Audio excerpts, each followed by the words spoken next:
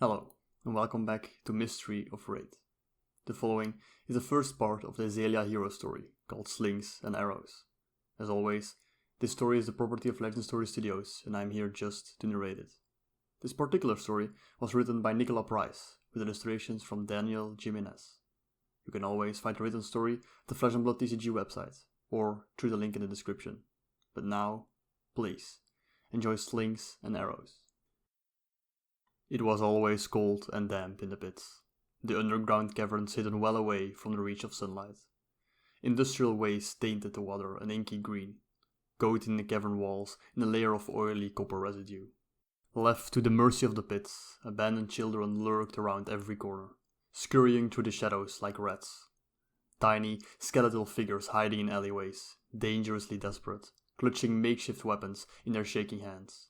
The squeakers felt like the vermin they were, teeth bared, ripping into flesh with knife and tooth and nail, clawing out eyes and tearing away skin. While feral and vicious, they are still little more than pests to the denizens of the pits, and an insignificant speck in a sea of anarchy. Hiding in alleyways and beneath buildings, a nameless girl shivered in the shadows, her nights passing in a haze of fever dreams and stiff limbs. The chill never left, cold set deep into her bones, ragged clothing doing a little to protect her from the damp, diseased air.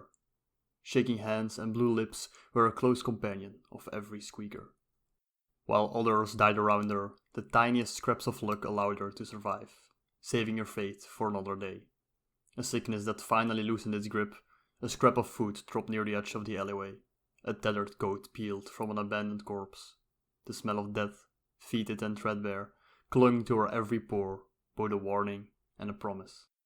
Surrounded by the dead and dying, she watched as other children succumbed to the dangers of the pits. Hollow cheeks and bloated stomachs, lying still within the shadows. Beaten and bloodied, fallen next to the corpse they'd been fighting over, their hands still curled into fists. Slumped against the wall on the main streets, eyes staring blankly, ignored by anyone who walked by. Sometimes she came across the remains of a small skeleton, stripped of even their flesh by the desperate and the dying. She tried to learn from everything she found, poking at the remains of those around her. Don't steal from the taverns. Don't go near the mercenaries. Never remain in the open. Avoid the brain and the organs. Never drink from the river. Don't go in the water. Don't go near the drags. Avoid the traveling merchants. Don't ever get caught.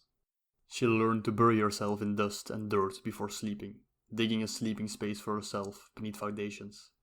She learned to climb onto rooftops and travel above, where she could watch without being seen.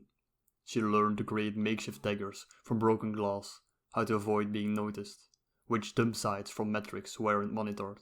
When she found the bow, she learned how to carve new handholds in the wood, spent weeks firing at makeshift targets.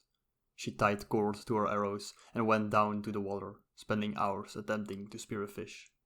It was not luck alone that kept her alive.